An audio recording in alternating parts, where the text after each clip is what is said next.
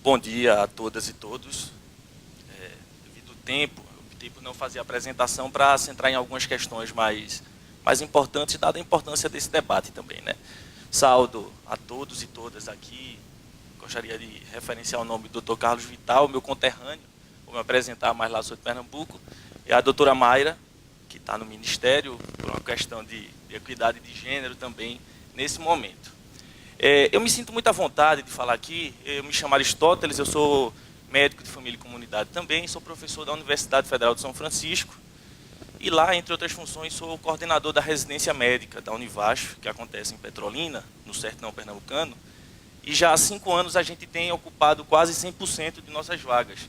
E como foi apresentado aqui, é um desafio que a gente tem de ocupação de vagas e para a gente foi grande essa dificuldade, como a maioria aqui conhece bem como se dá, mas a partir da intencionalidade política e dessa parceria da universidade com o município, a gente tem conseguido manter e fortalecer a formação da residência por lá, que, como foi colocado, é o padrão ouro dos profissionais que a gente quer formar, e por isso esse destaque, né?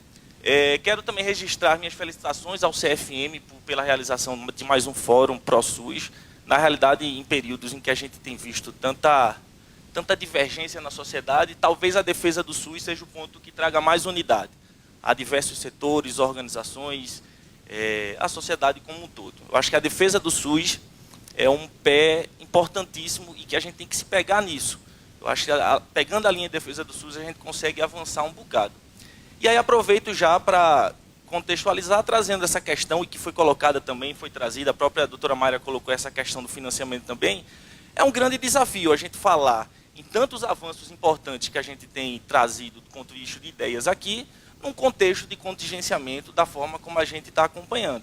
Que não começou com esse governo, na realidade, a gente, desde a aprovação da emenda constitucional, que congelou o orçamento pelos próximos 20 anos, a gente está em sérios problemas a serem enfrentados. A gente pode apresentar aqui as melhores ideias elaboradas pela academia, pelas sociedades médicas, pelas organizações, mas se a gente não tiver a garantia de financiamento para isso, a gente não vai conseguir avançar.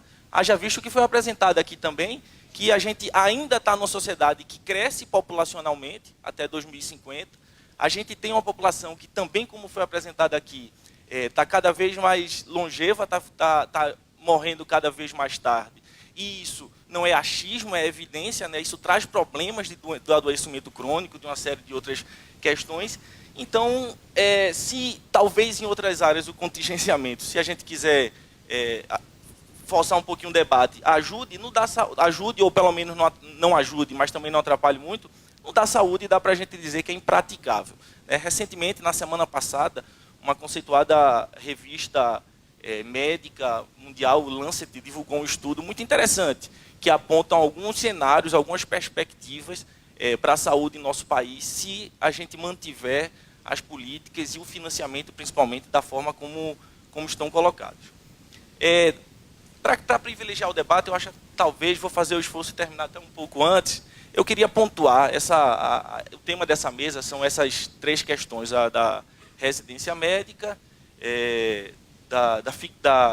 que está no nome como Mais Médicos, né, o desafio da fixação, e a carreira médica federal. Na realidade, eu acho que uma sequência boa para a gente discutir seria a questão da fixação, envolve o programa Mais Médicos, em seguida a questão da residência e a questão da carreira. O Mais Médicos, começando por essa questão. A gente sabe que não é de agora, não é dos governos anteriores e não é de hoje o desafio que a gente tem em nosso país de lotar e fixar profissionais. A gente tem falado muito dessas áreas mais distantes, mais remotas do nosso país, mas isso serve também para áreas pobres nas grandes capitais, por exemplo. Quem conhece bem, eu moro em Petrolina há 10 anos, mas eu sou de Recife, isso é uma realidade muito concreta de Recife também. Então, isso é um problema histórico e um problema estrutural, e muito foi tentado. Mas dessas tentativas, a gente pode dizer que a Estratégia de Saúde da Família e o Programa Mais Médicos, mais recentemente, por mais críticas e ponderações e considerações que a gente possa fazer, desde a questão da precarização, do vínculo, mas foi o programa mais efetivo que garantiu levar profissionais de saúde a toda a população em nosso país, ou grande parte da população. né? A gente sabe, eu acho que foi muito bem colocado, a doutora Mayra, eu acho que também colocou isso aqui, não é só levar o profissional, a gente precisa garantir estrutura, precisa garantir condições de trabalho, mas levar profissionais era uma coisa enfrentada há muito tempo e essa política foi bastante efetiva nesse sentido. Óbvio que ela já se propunha, e a gente tem que colocá-la dessa forma, como uma política provisória, se a gente pensar o Mais Médicos apenas como uma política de provimento, né? Mas outras questões também são colocadas, e eu acho importante que ver algumas perspectivas nesse sentido, mas ela contemplava também a construção de unidades de saúde. Lá na realidade que eu pude acompanhar no sertão, e que eu acompanho no sertão de Pernambuco, foi muito interessante ver uma certa transição nesse período de unidades de saúde que eram quase que em casebres, como normalmente falam por lá, e foram construídas unidades padrão, unidades modelos do Ministério da Saúde, numa estrutura que eu nunca tinha visto também na região. Então, com todas as críticas e com todas as ponderações, é importante a gente ter isso em mente. Essa foi uma política muito efetiva e a gente parte dela para precisar avançar, né? É importante também, ainda falando sobre isso, a gente atentar para a questão de, apesar do pouco tempo, há muitos estudos que analisam, estudos interessantes, críticos e elogiosos também com relação ao que representou o programa, efetivamente, para a gente não falar somente em achismo, é muito importante a gente observar, e tem muita coisa que se avançou nesse período e serve como ponto de partida também. Com relação à residência médica, eu acho que já foi apresentado também pela apresentação anterior do Dr. Lucas, está bem estabelecida uma relação na literatura entre as residências e a fixação de profissionais nos municípios e nos locais onde há necessidade, né? E é bom ver essa colocação e essa posição do Ministério com relação a fortalecer essa questão da residência, mas, ao mesmo tempo, fica uma grande questão, e talvez esse fórum seja uma oportunidade. Comentava que eu vim para aprender e escutar muito mais do que falar, obviamente, mas a gente precisa ver o que é que vem de política efetiva de incentivo. A gente precisa de uma forte política de indução formadora, né, de formação de profissionais para atuar na atenção primária. Como foi bem apresentado também anteriormente, a gente hoje tem por volta de 40 mil unidades de saúde e somente 5 mil médicos e médicas de família, algo em torno disso. Eu até utilizo esse exemplo para citar muitas vezes, quando a gente discute com os estudantes ou com outros profissionais lá na região, a figura do médico de postinho, né, que antes eu condenava e saí como médico de família e comunidade, e depois eu vi que as pessoas terminaram aprendendo a falar dessa maneira. Mas é também porque a grande parte dos profissionais que atuam não são profissionais que tiveram uma formação voltada para trabalhar nesses locais. Aí vira o famoso médico de postinho realmente, e eu acho que é muito importante a gente aliar uma política de expansão, precisamos levar a saúde onde não tem nada, para quem não tem o acesso, mas pensar nessa política de expansão e certamente a residência e talvez algumas mediações que envolvam processos de formação, envolvendo os programas de residência que estão estabelecidos, sejam importantes para a gente induzir isso aí, né? Até porque para resolver de 80% a 90% dos problemas de saúde da população, a gente precisa reforçar esse componente da qualificação. A doutora Mayra trouxe os 30% do internato, que estava previsto na reforma curricular, que teve em 2014, e ele é de fundamental importância para a gente conseguir implementar essa formação. São 30% do internato nas emergências e na atenção básica, que são áreas muito necessitadas em nosso país. A gente não pode falar também que é importante, se 80% a 90% das nossas necessidades de saúde da população podem e devem ser atendidas na atenção primária, porque muito mais do que 30, 40, 50, muito mais do que isso da formação nossa na universidade, é feita toda dentro de hospitais universitários, dentro de hospitais protegidos, onde não se vive uma realidade com a qual o médico vai se deparar. Aí não adianta a gente formá-lo de uma maneira, ou formar a médica de uma maneira, e no final querer que ele vá trabalhar na atenção primária, na medicina de família e comunidade, se ele não teve uma formação voltada para isso, né? Também para a gente falar, isso é da residência. E para finalizar, ainda não fui avisado os 5 minutos, então acredito que estou indo bem com relação ao tempo.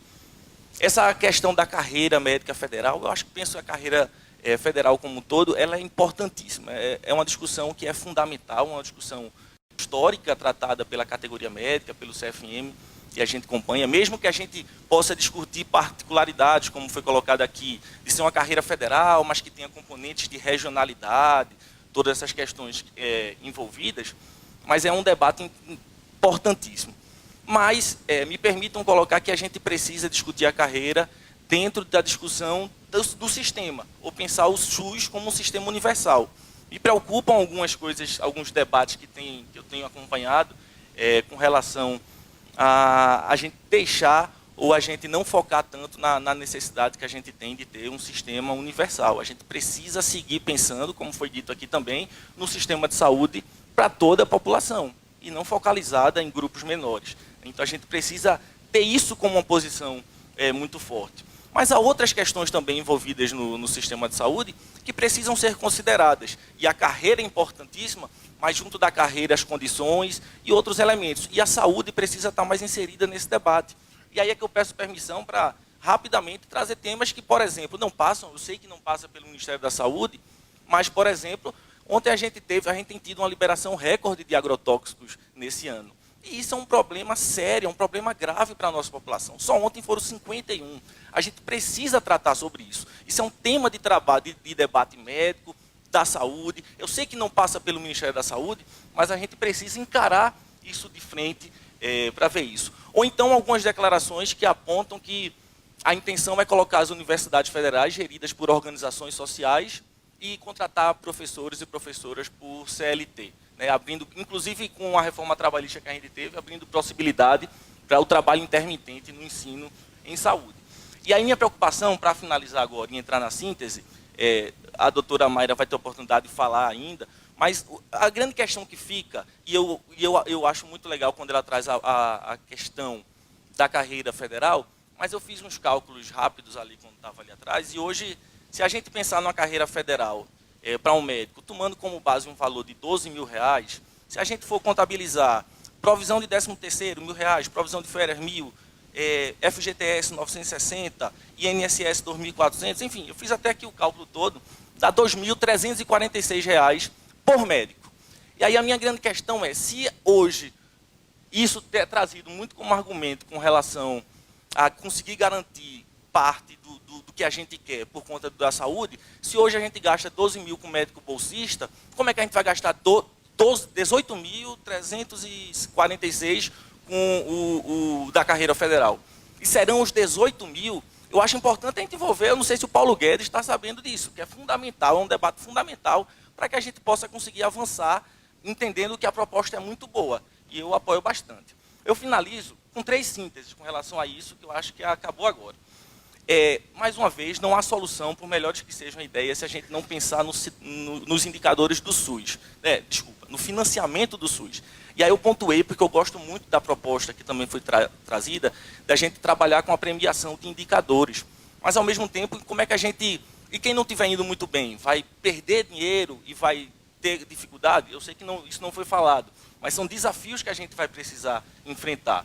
É preciso a gente discutir lotação e fixação, aliando como componente imediato, aliado ao da formação.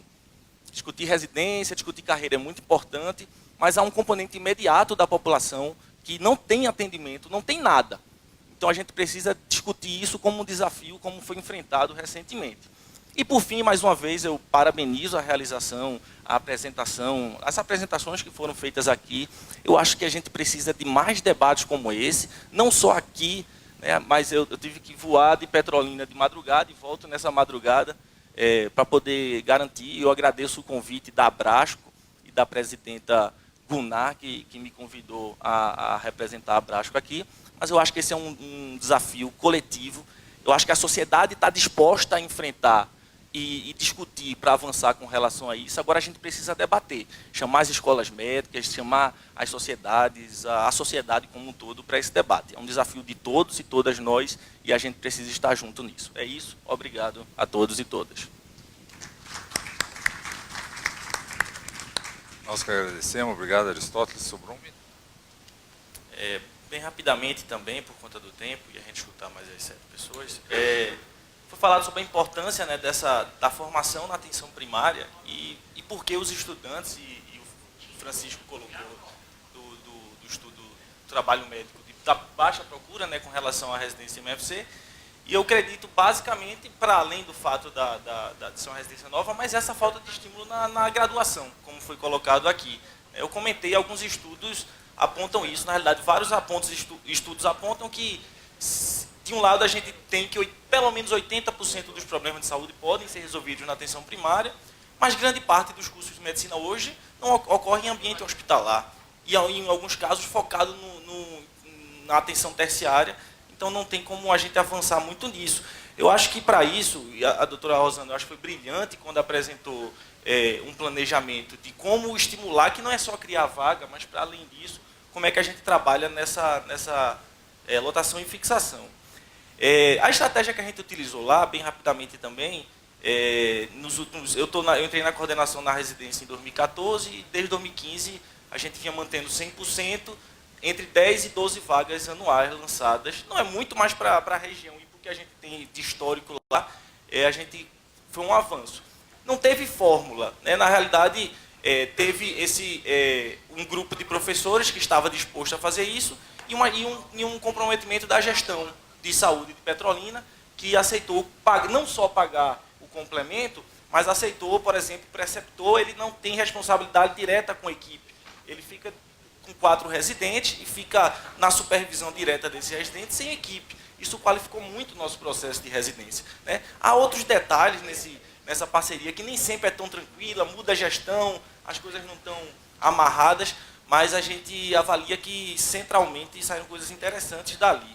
E para finalizar, foi falado da questão do desafio da ortopedia, que também é central nas emergências. Eu uso muito o exemplo lá do Vale do São Francisco, onde a gente tem uma região de mais de 2 milhões de pessoas e só tem uma emergência de ortopedia, que é a do Hospital Universitário da Univasf, que fica em Petrolina. Então a gente tem um limite muito concreto na rede. Mais uma vez, podemos falar de muitas ideias boas que eu escutei o Erno, da nova secretaria, falando de a gente trabalhar a saúde mais de uma forma regionalizada, mas se a gente não tiver investimento, e aí eu bato novamente nessa tecla, se a gente não tiver investimento, a gente não vai conseguir dar consequência ao que se quer. E as belas ideias que estão sendo apresentadas aqui. Eu insisto no ponto. Hoje o bolsista custa 12 mil e pouco. Se a gente for considerar, se for CLT, não ficou claro para mim se vai ser CLT, mas vai para 2.300. Não coloquei nesse cálculo, inclusive, o incentivo para locais distantes, locais de difícil acesso, tudo isso que foi colocado. Então, pode até se alegar, e eu nem vou entrar nessas questões porque não tem nada de concreto sobre isso, né, de que era porque era viagem de avião e que eu respeito muito a fala da doutora Mayra, mas eu não sei se essas questões pontuais dão sustentação a um programa ou a algo pensado a longo prazo. E estamos falando de diferença, de 220 milhões mensais para 330, se a gente for falar basicamente de ganhos com relação a isso. E mais uma vez, eu proponho, eu não vou entrar que não está na temática nossa, a questão dos agrotóxicos, eu sugiro até que o CFM pudesse fazer um fórum para a gente discutir isso, porque a gente também tem para todos os lados estudos, né? E a gente está aprovando agrotóxicos que estão proibidos no mundo todo, o glifosato é um exemplo disso, mas não é o espaço para isso, eu deixo para outra oportunidade. É isso. Lucas, por favor. Queria agradecer mais uma vez a possibilidade de debater. Eu acho que é um debate fraterno, apesar das divergências que se apresentem, mas é importante a gente ter essa oportunidade de debater conteúdo, né? Quanto mais a gente debater conteúdo e deixar de discutir os interlocutores ou questionar os interlocutores, eu acho que a gente consegue avançar mais. E uma mesa como essa, um fórum como esse, é um grande exemplo sobre isso. Eu acho que foi falado, há muitos indicadores produzidos nos últimos anos, indicadores positivos, indicadores negativos. Acho que a gente tem que pegar todos eles e estudá-los. E a partir desse estudo, o mais transparente possível, a gente vê. Eu venho de uma realidade, eu falo como professor, eu sou da coordenação de residência, mas eu sou médico na zona rural de Petrolina. Tem gente que às vezes, quando eu estou debatendo, faz, porque você não quer ir trabalhar não sei onde. Eu digo, não, eu já trabalho. Eu trabalho a 50 quilômetros da área urbana de Petrolina, adoro esse trabalho todos os dias, estou lá. E eu acho que a gente tem que debater para conseguir avançar. E, por fim, foi colocado isso, eu não acredito que a gente vai conseguir avançar sem rever o contingenciamento e sem rever, principalmente, a emenda constitucional que congela o orçamento. Estamos vendo que a tendência, as ideias são excelentes, mas vai precisar de dinheiro e sem rever essa medida a gente não consegue avançar para a saúde que a gente quer, para a saúde que o nosso povo precisa. É isso.